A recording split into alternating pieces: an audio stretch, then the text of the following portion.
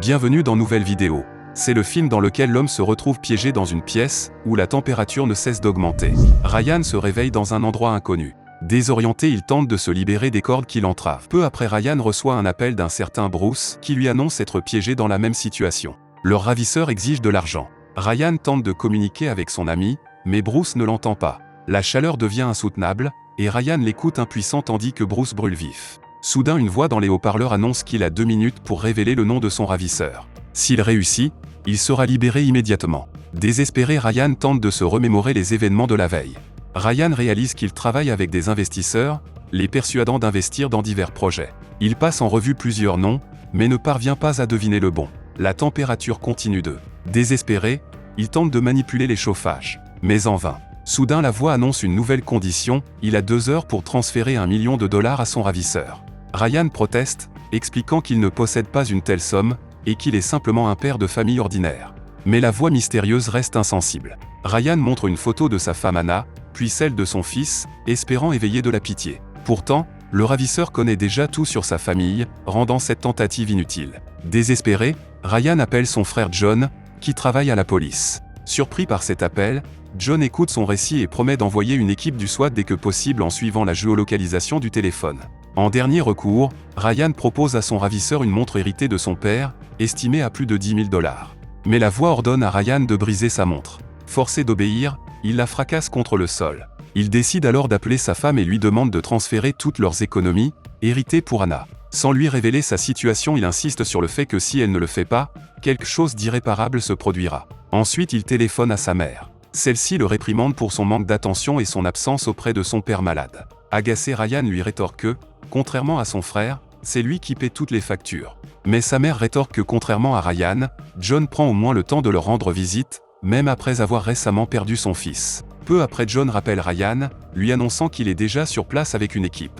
Soulagé, Ryan croit que le cauchemar est terminé. Cependant, quelques minutes plus tard, son frère l'appelle à nouveau. Cette fois, son ton est grave, le signal du téléphone a été détourné. À l'endroit indiqué, ils n'ont trouvé qu'un simple bout de papier avec un message inquiétant « Ils sont avec moi ».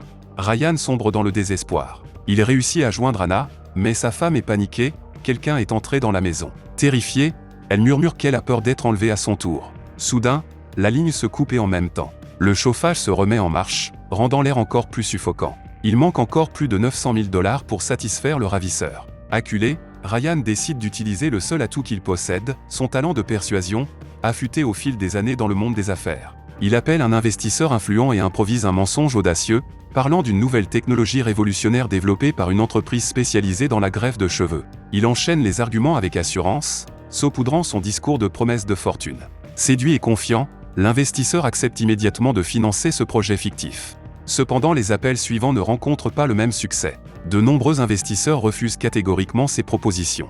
D'autres, plus crédules, acceptent d'investir. Ryan parvient à réunir presque toute la somme, mais il arrive au bout de son carnet d'adresses. Épuisé par la chaleur accablante, il s'évanouit. Lorsqu'il reprend conscience, John l'appelle à nouveau. Cette fois, la nouvelle est encore plus alarmante, ils ne parviennent pas à localiser sa position. Comprenant qu'il n'a plus aucun espoir de sortir vivant, Ryan se résigne à son sort. Mais alors, un investisseur le rappelle. Contre toute attente, il décide d'ajouter les fonds manquants au projet. Ryan parvient enfin à réunir la somme demandée, mais le chauffage ne s'arrête pas. Déconcerté, il attend une réaction du ravisseur, mais la voix brise ses illusions. L'accord n'était pas de voler l'argent des autres, mais de transférer le sien. La voix révèle qu'elle sait parfaitement que Ryan possède $4 millions cachés. Pourtant, au lieu de les utiliser, il a préféré manipuler et escroquer d'autres investisseurs pour protéger sa fortune. Le ravisseur change les règles du jeu, désormais. Ryan a 5 minutes pour transférer l'intégralité de ses 4 millions, sinon il mourra ici. Il s'avère que le ravisseur possède non seulement les coordonnées du compte bancaire de Ryan,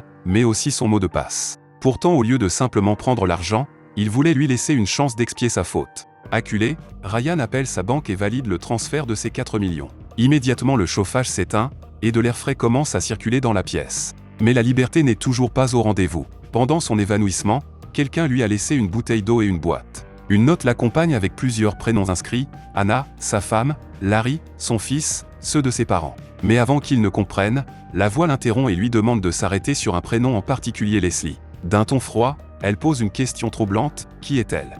Ryan, d'un ton amer, répond qu'il n'est pas un saint, sous-entendant son infidélité envers sa femme. Il remarque alors que le dernier nom de la liste est celui de son frère John. Soudain Anna l'appelle. Sa voix est tremblante, elle est enfermée dans une pièce avec une petite fenêtre, suffocant sous une chaleur insupportable.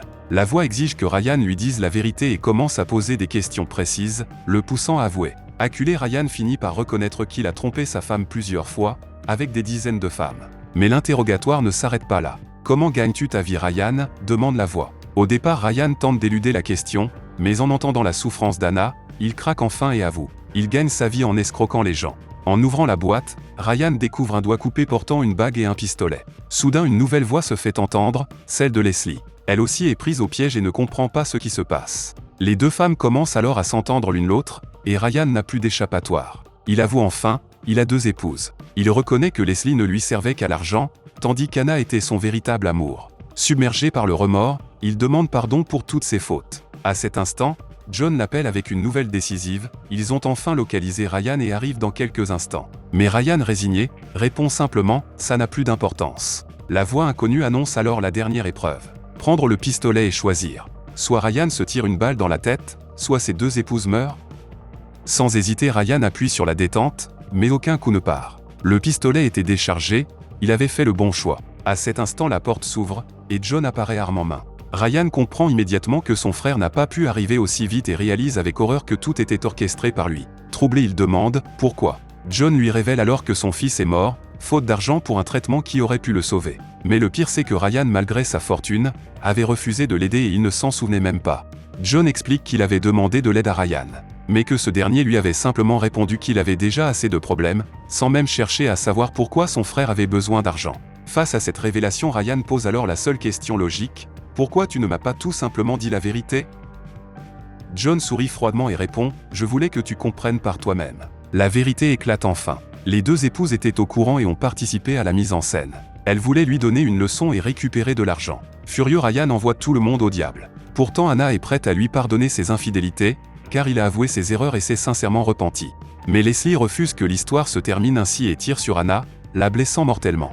John, sans hésiter, abat Leslie à son tour, puis se tourne vers Ryan et lui propose d'effacer toute cette histoire et de tout oublier. Mais Ryan a un autre plan. Il révèle qu'il avait compris la vérité depuis longtemps. Dès son appel avec Anna, il avait senti qu'elle mentait, car elle avait dit avoir peur d'être enlevée, alors que Ryan ne lui avait jamais mentionné son propre kidnapping. Il annonce alors qu'il avait pris ses précautions et qu'il peut récupérer tout son argent en un seul clic. Puis sans un mot de plus, il enferme John dans la pièce avec les 2 cadavres et rallume le chauffage, le condamnant à brûler vif. Enfin, il quitte la pièce calmement, prêt à se chercher une nouvelle femme. C'est là que le film se termine.